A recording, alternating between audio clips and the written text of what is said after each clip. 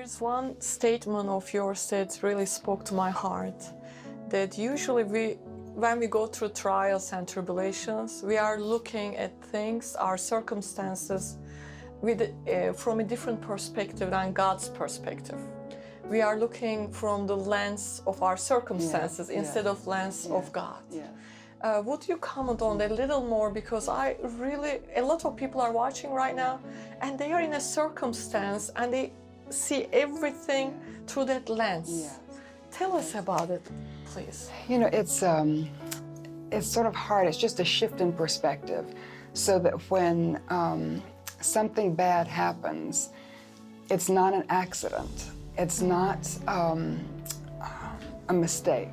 Not when I'm a child of God. Not when I belong to Him. When I've surrendered my life to Him, and I'm seeking to live according to His will, everything that comes into my life is a part of His purpose for me. So all things work together for good to those who called according to His purpose, which is Romans 8:28. So I have to then look when something bad happens. God, how is this your purpose for me? What is it you're trying to teach me? What is it I need to learn from this?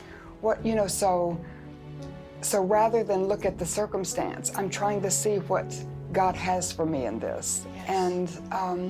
And so, as you would know, it was a little over 2 years ago, I went out into my backyard and found my husband unresponsive in our pool. And so, I had to deal with that and got him taken to the hospital, and we put him on life support for 2 days, and then I had to disconnect him and let him go on to heaven. And so rather than look at the circumstance and think, how could this have happened? What an accident. I have to look at it from God's perspective, and when I did, I could see blessing after blessing after blessing from God's timing, the way it was done, the gentleness in the way He handled my husband. And God knew I could take something horrific. Maybe I couldn't have several years ago, but God doesn't let us have tests or trials that are greater than we can bear, the Bible tells us. So I knew that it was something I could bear, and you just rely on the strength that God gives you, and you take one day at a time, and God gave me strength and grace to go through all of that. But I could see, when I started looking at it through heaven's eyes, the blessings.